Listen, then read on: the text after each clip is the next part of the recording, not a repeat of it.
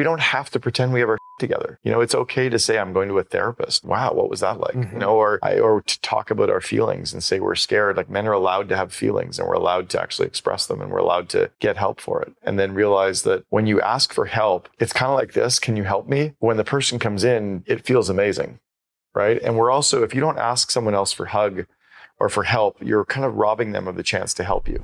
In this episode, we delve into the entrepreneur's roller coaster curve, exploring its nuances, highs, lows, and the crucial moments in between. The conversation navigates through stages like informed optimism, crisis of meaning, and informed pessimism. We touch upon how men and women handle these curves differently and why it's essential to share this journey with those close to us. I share my personal experience, acknowledging the roller coaster of entrepreneurship and how it affects our mental and emotional well-being. We explore the stages of informed optimism and crisis of meaning, shedding light on the challenges entrepreneurs face. The conversation then shifts to the importance of social connections and the impact on relationships.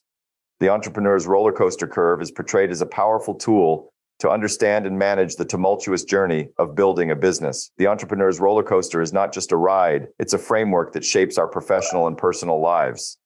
Understanding its stages is key to maintaining balance and achieving long-term success. I want to talk about the roller coaster of entrepreneurship. I assume that's not a surprise since that's what we always talk about and what you sent me for the show. I read this a long time ago. I don't even know if I read it a long time ago. I think you told me about it a long time ago because I was at some point along this roller coaster ride of entrepreneurship, and so was everyone else in the room.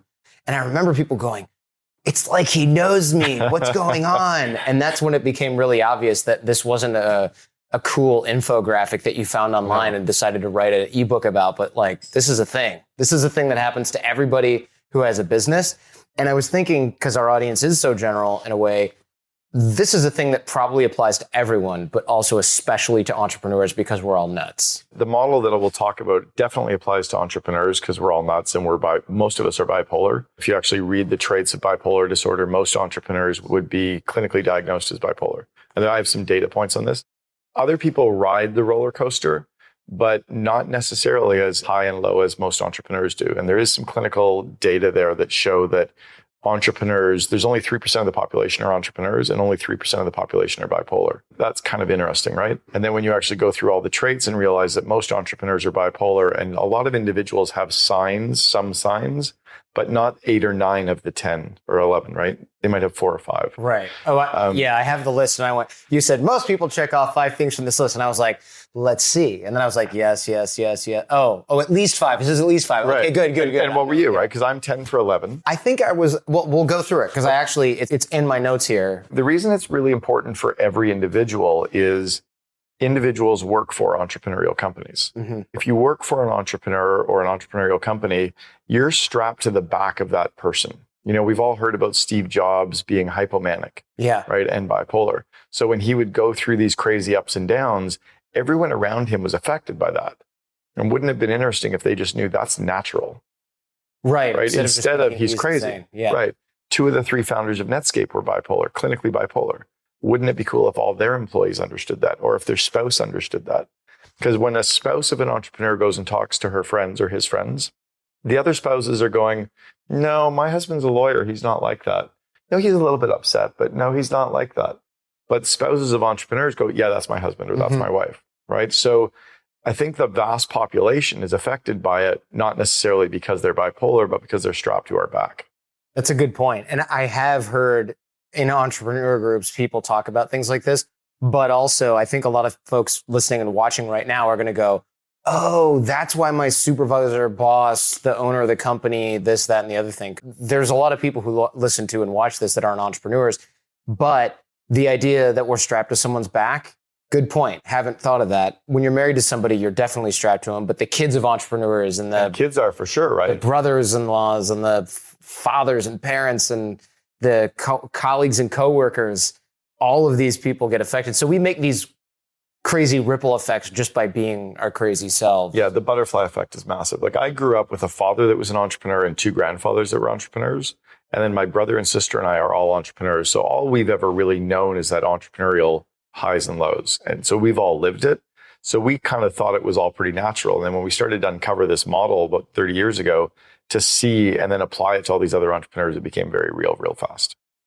Well, let's dive into this, because to understand the roller coaster and to have people that we work with and live with understand it as well, it goes without saying that our attitudes what build company culture and family culture. Yeah. And so I think it's important to note that even if you're not diagnosed as bipolar, this can still affect you. To my knowledge, I'm not bipolar, but I definitely have more pulls and swings to those pulls, I should say, than Jen does. What if bipolar wasn't a disorder? What if it was actually a superpower? So I actually wrote this. I was at the TED conference this year. I go to the main TED every year, and they were filming a lot of the attendees with some thought that we had. And my thought was, what if bipolar and attention deficit were superpowers and not disorders? I mean, ADD has to be a superpower because too many people have it for it to be something that's wrong. And also, it rocks for everything but sitting down in school and taking notes in a freaking English class. Right. So if you unpack attention deficit disorder in the entrepreneurial world, it's actually dispersed focus, which allows us to see everything. If I'm an entrepreneur, I want to know what's happening with my customer and the market and the economy and suppliers and finances, but I don't want to get too hyper-focused on one thing because I'll miss all the rest of the details.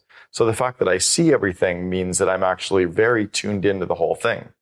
But a teacher or an engineer or a doctor or a lawyer wants you to be super focused. They would be terrible entrepreneurs. Yeah. Bipolar is very similar. So the superpower side of bipolar disorder is that the mania, the excitement and the energy is why people follow us. The stress and depression is simply us course correcting and needing to plug in and recharge. Mm-hmm. But most entrepreneurs feel bad about that, or even on individuals. You think about a high performance athlete that operates at their peak. They need to relax and de-stress. Right now we're in the middle of the basketball NBA playoffs, right? The Toronto Raptors just won game 1. So we've got this, like, everyone in Canada is completely manic from last night. We need a couple more days to recharge before game 2 on Sunday. That's natural, but we don't think that's a problem for them to have to recharge. Right. Entrepreneurs who are struggling with bipolar disorder, if they realize it's not a disorder and it's a superpower, then they're okay with taking time off. They're okay with taking off in the middle of the day and telling their team, by the way, I'm going to go for a massage. And your employees go, great, because you were a stress case this morning. Yeah, good. Nobody wants you here. Right, Yeah.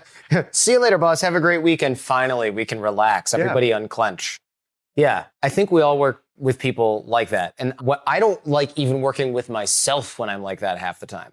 Sometimes I feel like a pinball where I'll be like, it's such a great day. I get to drive to San Francisco. I'm going to hang out with my friend Cam. We're going to do a show and then eat some food, walk around. It's so nice out. And then I'll get an email from another friend who's like, hey, I just sold my company for $200 million. And my first reaction is, God, that's awesome. I love this guy. He's so smart. And then I go, crap, I didn't sell my company for $200 million. I'm a failure. What am I doing? I mean, I like what I'm doing, but I'm just never going to be successful. But I'm as smart as David. What's my problem? Why didn't I do that? I'm a failure. I should just go home and dive into a book about how I can do the same thing so I can prove to myself or whatever the psychology is. And it's just like up, down, up, down, up, down. And God forbid you wake up with anxiety, because that just F's up the whole day. There's not enough coffee in my kitchen. It screws up your employees, it screws up your team, it screws up yourself, right? Yeah. So here's a reason why bipolar is different in the entrepreneur than it is in the rest of the population.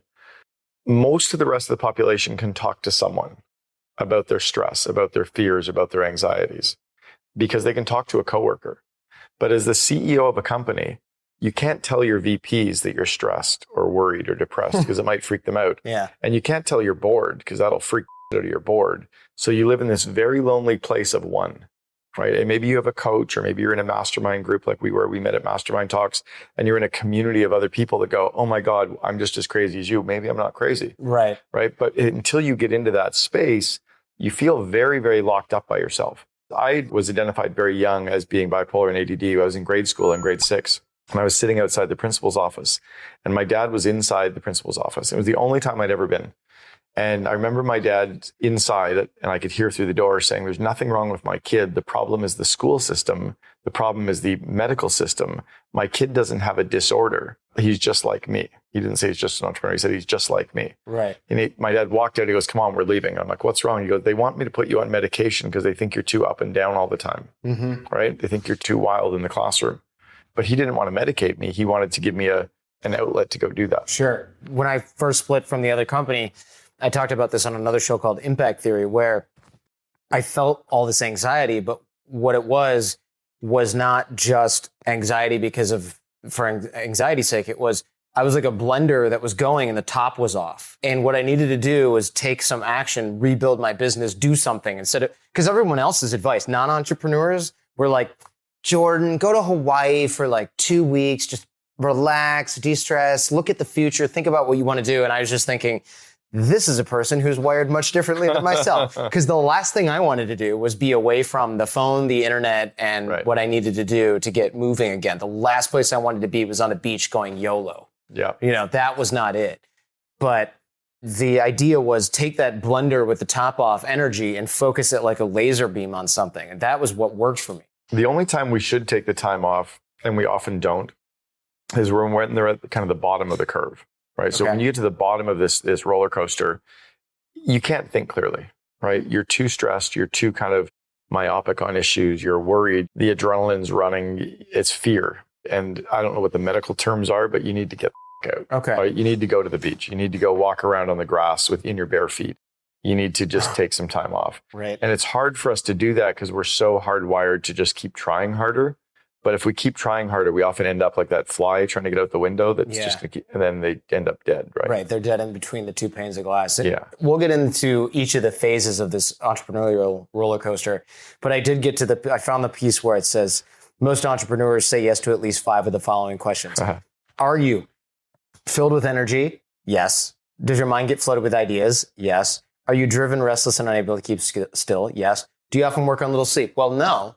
I very consciously go to bed early and make sure to get enough sleep. That's pretty new for me, though. Wasn't always the case. So I didn't highlight that one. But 10 years ago, 5 years ago, 3 years ago, I certainly could have. Well, I'll tell you, me on the sleep one, I'm working on little sleep because I thought it would be really cool if I sleep with the blinds open because I have this view of the mountains and the ocean so I can wake up with sunrise. But I'm waking up at a time when the earth is telling me to wake up, not when my body's ready. Yeah. So I am working on little sleep. Yeah. Frustrating. There you go. So we all do this. Can you be euphoric? I'm not sure. So I didn't highlight that one. Probably, but not nearly as often as I would like. Are you easily irritated by minor obstacles? What do you think, Jen? Am I easily irritated by minor obstacles? It's like her chief thing is, are you kidding me? You're upset about that? It's there's nothing so trivial that I can find an exaggeration. No. Like it can be, I just washed this glass door. There's fingerprints on it right now. I mean, it could be anything. But you would be the only employee that would notice that kind of stuff. Yeah. Most employees would be like, yeah, there's a fingerprint. But we're like, no, that's a part of my brand. Yeah. Right? It reflects on me. Like right now, there's marks on the wall here. They drive me nuts. Yeah. Like no one else would actually care that there's marks on the wall from the chairs. But I would like, can't we just paint this once in a while?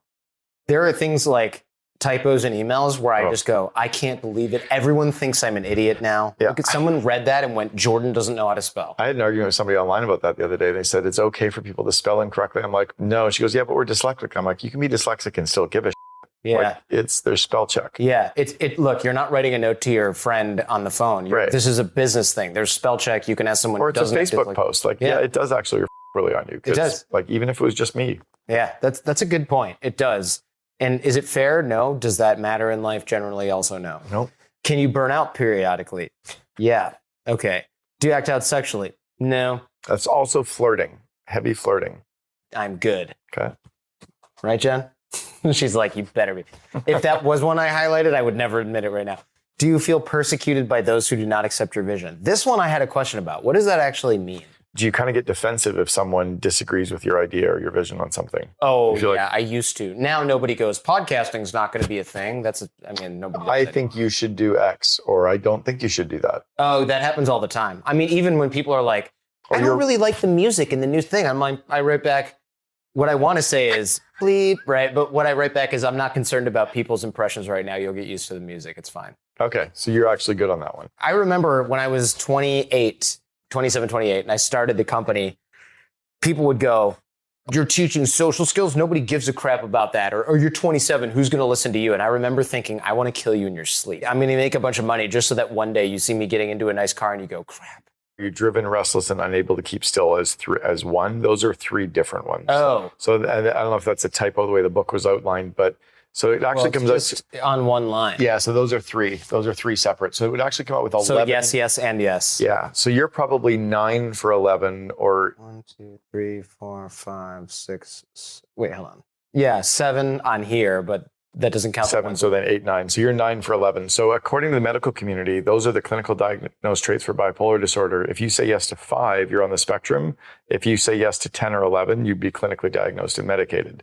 You're on the cusp of medication, but if you read those, if you read those traits to teachers, no. If you read those traits to accountants, no.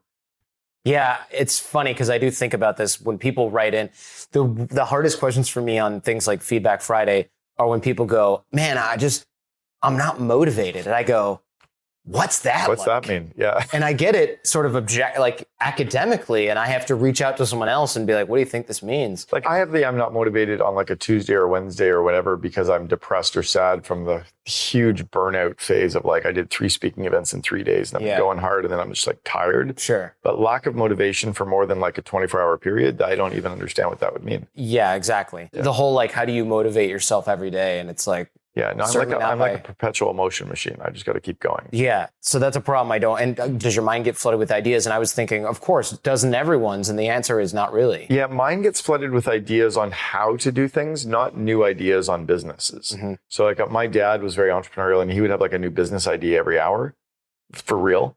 I don't think I've ever had a new business idea, but I have ideas on perfecting or optimizing or faster or marketing ideas, or like to the point where I'm like, I can't talk out loud to my team because it drives them insane. They can't do all this stuff this quickly. Hey, Jen, how often do I go, hey, we should do this totally different initiative? Like how many times per day? Always. A lot. I did it in the car on the way here. I was like, this Quora thing, if we answered all these questions, and she's like, who's going to do that? Yeah, I was sending myself notes. And then when I actually was looking at the notes later, I'm like, I'll delete that one before I even try to delegate it because it was a good idea. And then 20 minutes later, I was like, that's a dumb idea. Yeah. I was like, I'm going to get somebody to go through my entire Facebook list and message everyone on my list that everyone in their company should buy every copy of Meeting Suck. I'm like, that's a dumb idea. Yeah. It was a good idea for like 12 seconds. Yeah, no, it makes sense. It's just like when I told Jen, how quickly are we going through those 3,700 pending LinkedIn connections? And she goes, oh yeah, top of my list, buddy. So they call it the CEO disease, and it makes sense. Bipolar disorder is nicknamed by the medical community as a CEO disease. Right, yeah, that's telling. You have an interesting way of diagnosing friends going through maybe a downswing. You said CEOs' notes on blogs, their status updates on Twitter, Facebook, or LinkedIn will commonly include comments such as these. And the examples are things like, I can't sleep. It's only when my body can't go on any longer. I haven't been able to accomplish anything so far this week. I know what it needs to be done. I just don't have what it takes today. I wish I'd kept in touch with my friends instead of being such a workaholic. Something needs to change pretty soon or I'm not going to be able to crawl out from under this rock. This is not a good day. I hope tomorrow is better. I think people see this and then go, oh, this person's just having a down day. It'll pass. But it's magnified though. So again, our down day as a CEO, if we're stressed and really worried about our business, we can't tell anyone. We can't tell our employees. So let's say that we're leveraged. We borrowed money against our house. We maxed out our credit line. We personally signed on all of our loans. We just recruited that new VP to come join our company. Even though we're worried we're going bankrupt, we recruited him away from his job and promised him the dream of where we're going. And then we're also not quite sure we're even going to get there. Mm-hmm. We're not drawing a salary. We haven't told our wife for the last 3 months that we haven't paid ourselves back our expenses. And we got to turn to everybody and go, we got this. Mm-hmm. That's really stressful. Yeah. Right? Extraordinarily stressful. You have this massive amount of pressure that kind of comes under, which is very different from a normal person who's having a bad day or a bad week or a bad month. Well, it sounds like what you're saying is somebody who's having a bad day because they're having a bad day and they spilled coffee on their pants and they're late and they know their boss is going to go, hey, you're late. It's different than somebody whose life stands to ruin. Yeah. I mean, if you could still hate your boss and be having a bad day or hate your company or hate your job or not be, but you're not mortgaged to the hilt because of that. Right. You might be mortgaged to the hilt because of other bad decisions you made, but not because of this one company. Whereas entrepreneurs have everything on that one line. Their identity, right? Most people don't have their identity attached to their job. Whereas us, if we fail, it's our entire world all of a sudden just collapsed around us, right? Mm-hmm. And we recruited all these people and we go, There's people out there who I've told we're going to be successful who don't know that I don't know how we're going to meet payroll in 2 days. Yeah. Right? We had to borrow, when we were building 1-800-GOT-JUNK, we had to borrow $417,000 one morning to pay payroll the next day on Thursday. We borrowed it from the founder's mother because the bank wouldn't loan against us. We were that close. And we were a $100 million company at the time. What? So, wow. So we can't tell those. Now we've told it since. Sure. But you can't walk around the company going, yeah, Brian's mom just lent us $400,000 to meet payroll. People are like, what the f***? I'm out of here. Yeah. Okay, right? cool. I'm not coming in tomorrow. That's not a normal amount of stress. So that's kind of where this bipolar gets magnified. And we already have those signs, but it's not a disorder. And I keep kind of saying it, but I haven't explained it. The mania is why people follow us. It's the dream. It's the passion. It's the irrational exuberance. It's the, hell yeah, I'll come join your new startup, right? You can't get someone to come join a startup unless you have that manic side to you, that amazing dream. You sell the vision. And then when they join, they go, wow, it's not even really there yet. Okay, I'll buckle down and I'll help you build it. That's where mania is powerful. Talking to the media, talking to the press, doing pep rallies, talking to your sales team, marketing, anything outward facing is when you use all that manic side. Yeah, this is key because the transition curve of the emotional roller coaster of entrepreneurship or business, you start off up and then you sort of crest, come down and then back up, or you crash and burn. And I think what's key is knowing what to do at each phase of that curve. Uninformed optimism. That's kind of the mania you're talking about right now. Yeah, that's like if you're going up a physical roller coaster, it's almost when you get to the top, right? When you just are almost at the very top, you're excited, you're enthusiastic, you're not even really sure what's coming yet, but you're just full of that pith and vinegar. In the entrepreneurial world, and this could be like a long term of a year, or it could be just in the course of a week. It's the irrational exuberance, right? It's the pure optimism. It's the excitement and the passion. I just landed this massive new client. I don't know how we're going to integrate them yet, but I'm super excited I got them, right? Or I just started this, or I just bought all this new equipment. I just bought this new ad campaign, right? But we haven't kind of gone over the top yet to see what the results are like. Sure. So this can be scary because it's uninformed optimism is right. Adrenaline, mania, nervous energy, excitement, energy, passion. You don't need to get coffee. You don't need to shake yourself out of bed. You're going 100 miles an hour. Everything's awesome. What could go wrong? What should we be doing in this phase and what shouldn't we be doing? Because each stage is a natural good and bad, right? If you're manic, you should talk to the media. You should talk to your investors. You should talk to your employees. You should do recruiting. You should do marketing.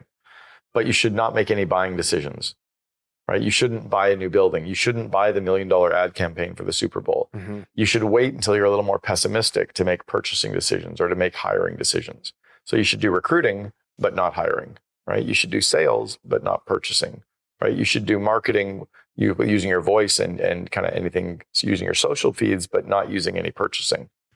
Interesting, right? So we want to be kind of super outgoing, but then when it comes to signing on the dotted line for a purchase, it's like maybe somebody with some sanity should check this over. It's where you'll hear entrepreneurs go, I don't know what I was thinking at the time. Well, you weren't thinking at the time. You were so irrationally exuberant, right? Or I was like so into it, I didn't even see it. Well, yeah, because you were running 100 miles an hour.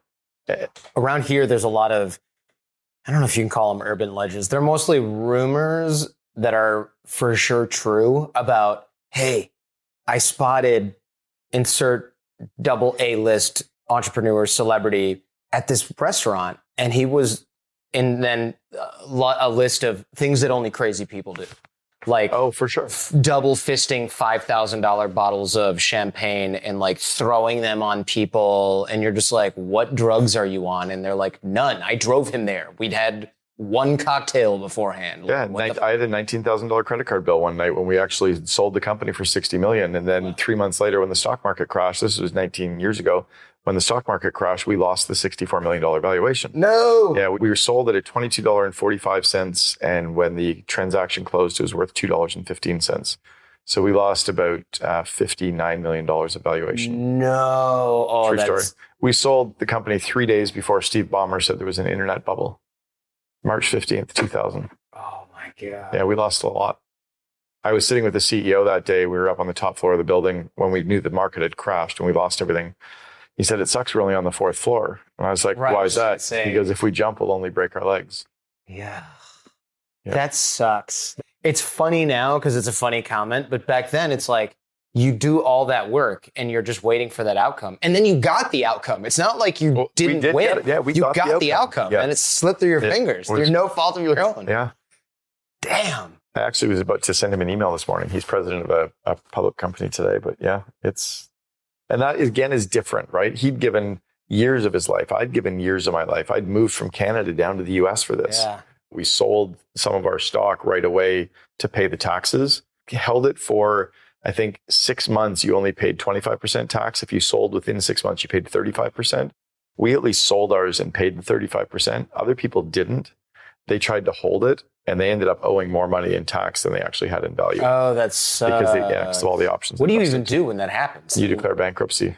You could basically get really rich and immediately end up bankrupt because you didn't sell your stock. Yeah.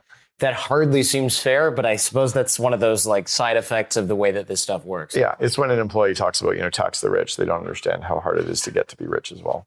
The other key is to recognize that this sort of enthusiasm, the optimism won't last. It's not something that's going to be forever. And I think in a way at the time you recognize that, right?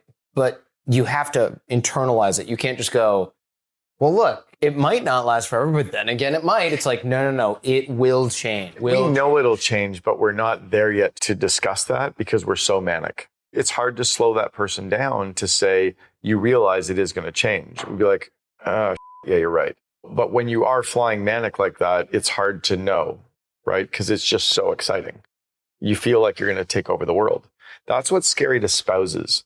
His spouses will hear us be so excited, so passionate, like we're going to take over the world. This is amazing. And they're like, finally, because we've been like driving so hard. Mm-hmm. And then 2 days later, you're worried that you're going to go bankrupt and one of your employees just quit and you just got a customer who bailed on you and you're in bed with your duvet over your head and they're going, oh my God, what's going on? Yeah. And you don't want to talk to them yet.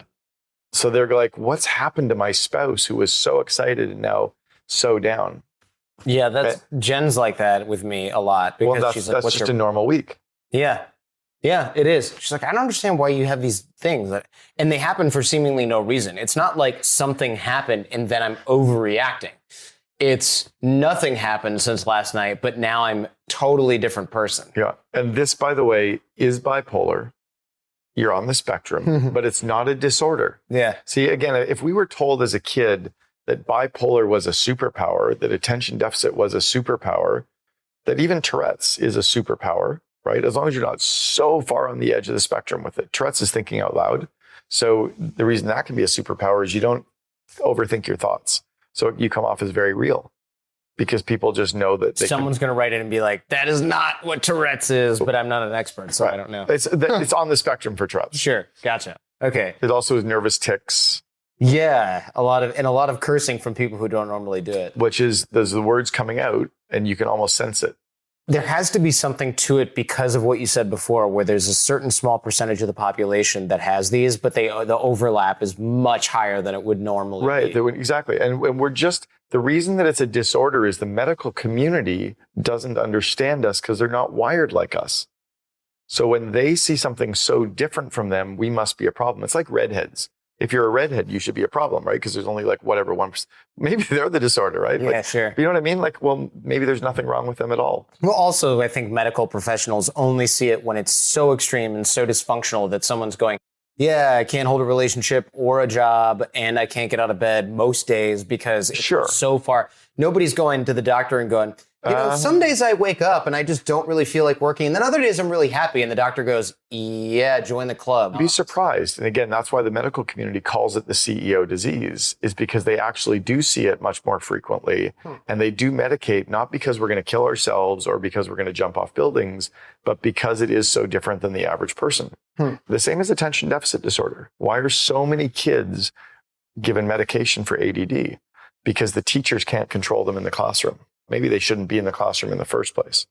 But if there's no other place for these kids, we need to get them to conform. So we give them medication so they fit in like everybody else. That is itself a controversial topic that I don't fully understand. I do know that I had ADD when I was a kid and as an adult. And now as an adult, it's fine. I get more done in a week than most people do in an entire month. By the way, hyperfocus is part of attention deficit disorder. If you read the traits of bipolar or the traits of ADD and the strengths of ADD, hyperfocus is part of attention deficit disorder, but it's usually in 20 to 30 minute bursts. Then our brain kind of twigs out and we need to like move, change seats, change rooms or do something. That sounds about right. That checks out. Stage 2, informed pessimism. So this is kind of where we have crested the wave a little bit. Yeah, it's when you go over top of the curve and you kind of say, oh, for the first time. You go, whoa, okay, this is harder than I thought. I just hired this amazing new guy. I'm super excited. I got this VP joining me. Oh, he's $20,000 a month plus benefits. Yeah. How are we going to pay for that? How am I going to onboard him? What do other people really think? Jeez, we call it that oh moment. So you focus more on shortcomings of your business, the flaws, the glass is a little half empty, maybe instead of half full. Yeah, you start seeing the stuff that's going to go wrong or a little bit harder, a little bit more difficult, a little bit more challenging. You start noticing stuff that you hadn't really thought through that clearly before. And then beat yourself up and thereby go further down the curve? Yeah, like I got it a couple of years ago where I got a major tax bill for $420,000 more than I owed. And I'm like, whoa, what the hell? And then I realized I did all this revenue that I forgot to actually think through. This was like 3 years ago. And then I'm like, ah. And then you start planning and thinking through it. But that was a pretty big moment. Yeah. What do you do about that? Call the IRS, call the Canadian. I went down to crisis a meeting. I actually started to really freak out and panic. And my ex-wife was getting all worried for me or about us as well, because she didn't understand how to deal with it. I took some friends who were entrepreneurs and we went for a hike, went and hiked Camelback together. So I went out with Joe Polish and David Berg and Gordy Buffton, and we were hiking Camelback. And on the hike, on the way down, we talked our way through it. And it was basically go home and make a plan of all the things you can cut and all the ways you can increase gross margin and all the ways you can increase revenue and execute the plan. So I just did that. I still have the list. It's on my laptop. Just needed a quick 420,000. It was about 80 things that I had to do, and I just did all of them. Wow. As manic as I could. Oh my goodness. And within 3 months it was done, but it was a scary right? Yeah, not a 3 months you want to repeat, no, I would imagine. No. Yeah, so now I put the plans in place to counter for that. Sure. Stage 3, crisis of meaning. That you just mentioned. This is where things get quote unquote interesting in a bad way for most of us. Crisis of meaning is when you're at a stage where you're completely panicked, unable to do anything, unable to think. You know, Brian, who is the CEO of 1-800-GOT-JUNK, is bipolar as well, and wickedly ADD as well. And we were best friends. And this was around 17, 18 years ago. We were probably about 8 million in revenue at the time, so still pretty small. And he called me one morning and he said, just lie to the leadership team. Tell them whatever you need to tell them. I'm okay, but I just need to stay at home today. I'm on the floor in the basement, lying on the floor in the dark. I just need to detach. That's clearly like a crisis of meaning. Yeah, that's right? a bad sign. But we understood each other well enough that we had each other's back. You know, that I could say, okay, go talk to a counselor and take some time off and I got your back. But most people don't understand that, or they don't understand that it's okay to get there because that's purely the counterbalance for all that mania. So as an example, I've done speaking events all over the world. I've done like 600 paid events in 26 countries. And I'll give it all for 90 minutes on stage. Then I come off stage. I'm good for about a half hour, and then my energy starts dropping and dropping and dropping. About 2 hours to the minute after I come off a stage, you don't want to talk to me. Mm-hmm. I'm grumpy. I'm kind of negative. I really don't want to talk to you. I probably just want to have a drink or go for a run or do something, but like I just don't want to be around people. Yeah. God forbid I have to sit beside a human being on a plane. Oh, that's the worst. Because then I have 3 hours and they want to chat or they recognize you. Oh, it's so great to see you. I'm like, I don't want to talk to you. Yeah. Oh, I'm not in the mood. So that is just a pure course correction for massive mania, right? And you do that day in and day out, it just wears on you. This is where you can either pull the plane up above or you crash right into the mountain, right? So stage 4, which like 4 with an asterisk because it's optional. Right. Crash and burn. And I came very close to this when I had to split with the former company, but I avoided it by calling 100 people. I think you were the first or second one that I called. Yeah, I remember I was sitting in an airport talking to you. Yeah. So I was wondering if I was going to be able to avoid this. And I remember, I know the curve exists because we've talked about it years and years ago and ever since. You know, if I just wake up in a crummy mood, I go, this is the curve. If I'm really stoked about something, I go, this is the curve, enjoy it while it lasts, right? But when you're really feeling down, it's hard to get out of it. It's hard to go, this is part of the curve. Yeah. So I hit a point a couple of years ago where I was really down and I started drinking at nights as a way to relax and fall asleep. I didn't understand that alcohol was a depressant. So I was getting more depressed and more tired. And I'd wake up in the morning kind of tired and anxious and wouldn't go work out, wouldn't get any exercise. So it created this doom loop for myself with all the pressure. And a friend of mine said, you know, I think you're depressed. And I was like, yeah. And it had been a longer period than I was used to. Normally it'll be like a day or two. Mm-hmm. This had gone for a few months. Yeah, that's a long time. Yeah, it was a really extraordinarily hard stage. And I did everything to course correct. I started doing work with a shaman. I did 9 sessions with this woman, Herold. I did 52 sessions with a therapist. I'd never done any counseling or therapy, and I did 52 sessions with this woman, Patty Ann. I went to 6 group sessions. I started doing yoga 4 days a week. I started meditation. I started smudging myself in the morning. But all of that stuff started to help. Then talking to friends became the next one. Mm-hmm. And I never knew I could do that in a safe place. And I could do it with groups of entrepreneurs, but not just other friends. And then I realized that by talking to them about my business worries or my personal worries, all of a sudden, I had a connection that helped me out of that space. Yeah. But yeah, when you're in that crisis of meaning, it's really, really hard to come out of.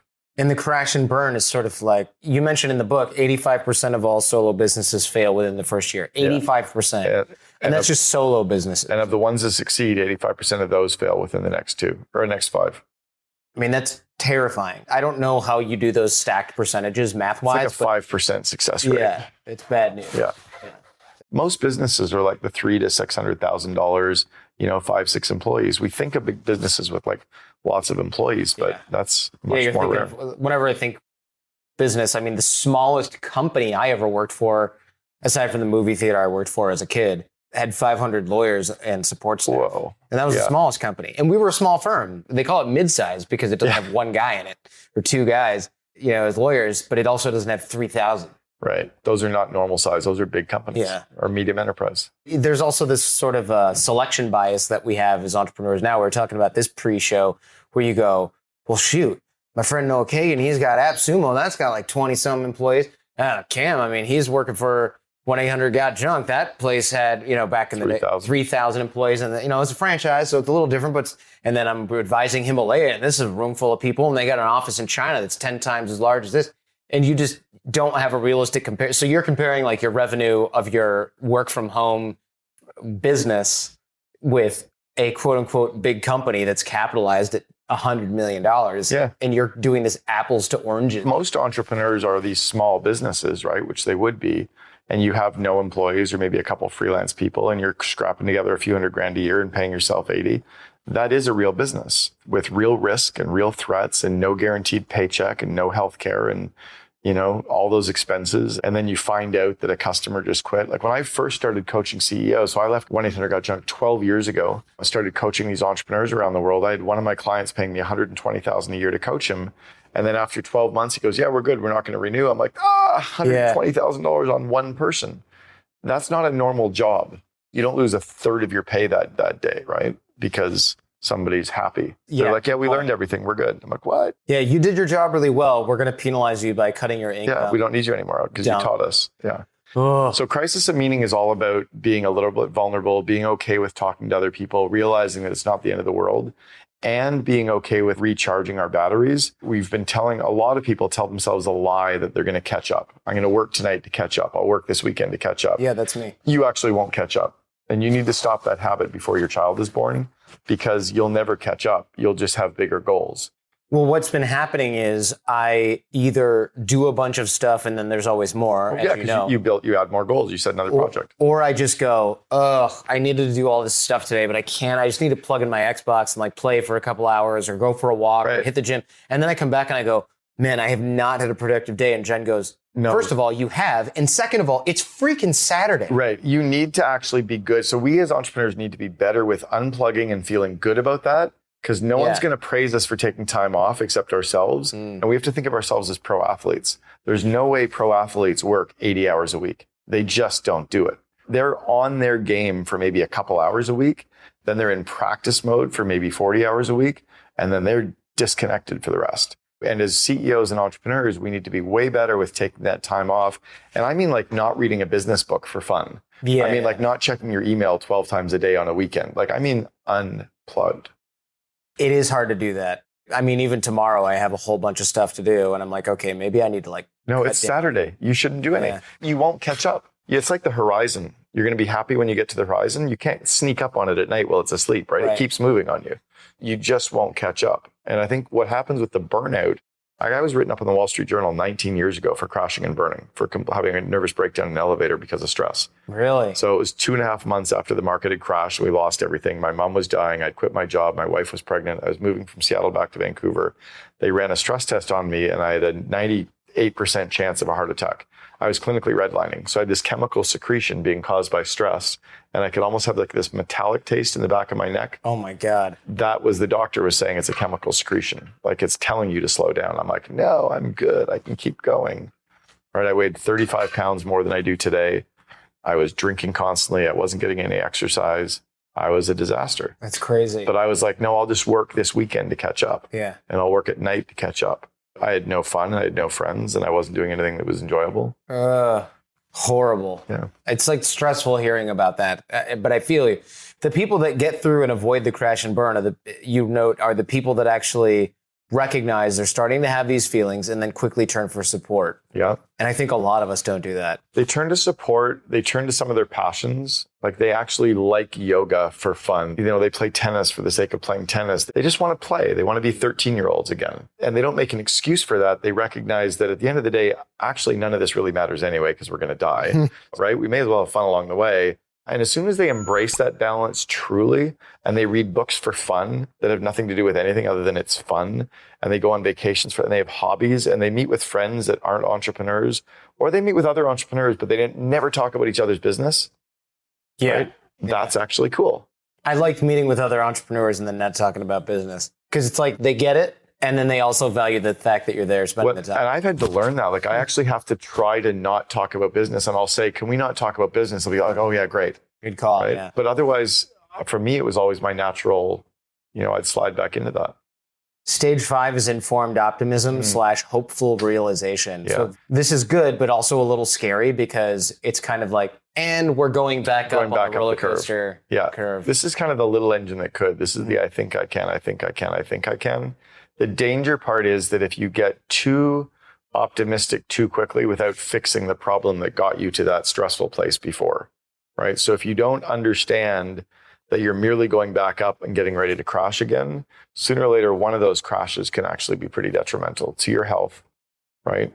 Or to your family or to your business. Right. That's when you see, oops, overdose, or, oh, he had a stroke. Or I screamed at somebody and said the wrong thing. Yeah. Right. Fight. I overreacted on something because I'm so stressed out and I can't respond. I can only react. Or I pack it all in when I was like a day away from being successful.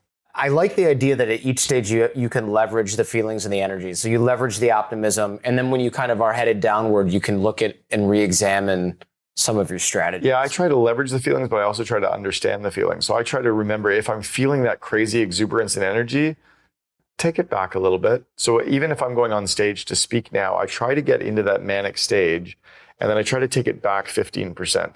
Because if I go on stage completely manic, I'm all over the place, I'm scattered, I swear too much, I say stuff I shouldn't say, I go off on these tangents. But if I temper it back, then I've got enough good enthusiasm coming in and I can stay really focused. Or if I'm stressed or depressed, I'm like, wow, I really need to decompress a little bit. Yeah, it's like gravity. You said you can't fight the feelings and energy. It's like working against gravity. Yeah. So just sort of accept where you are on the curve and then go, all right, this is where I'm at on the curve. And breathe and be okay with that. Yeah. It's like, okay, I'm having a bad day. All right, let me feel that. Let me take some time off. Yeah. And feel good about taking time off because I actually run my own company and I can. Right? That's pretty cool. Yeah, enjoy the fact that you built it in the first place. Relax. So don't spend money when you're doing that uninformed optimism and that upward curve. Don't spend any money. Don't hire anyone. Yeah. Do some media, go online, do your guerrilla marketing, talk to investors, make some new clients, make a couple sales. But yeah, don't be working on the budget. Don't be doing any long-term business planning. Yeah, when you go over the curve and you're at that informed pessimism stage, that's when you want to budget. That's when you want to make buying decisions because you're cautious. You're a little bit more informed, right? You're thinking through it a little more clearly.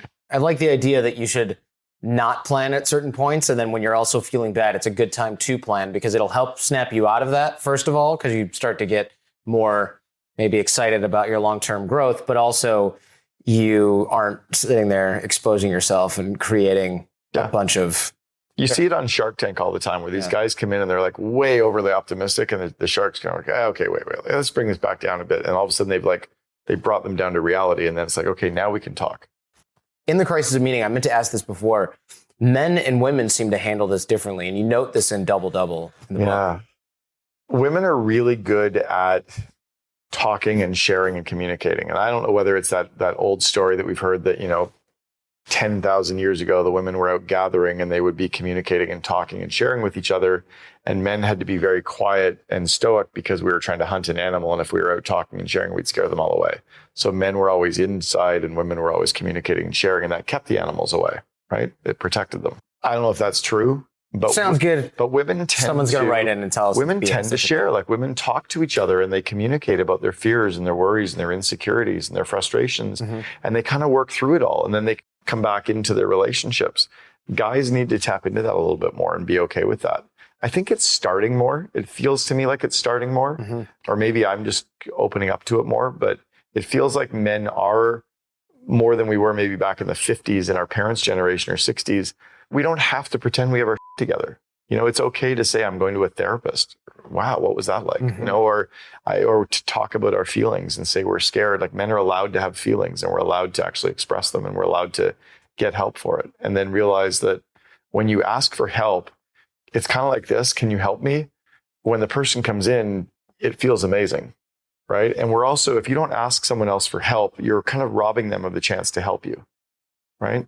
That's a good point. Yeah. Well, we already know that men are terrible at making friends, especially adult males. We just don't do it and we don't share.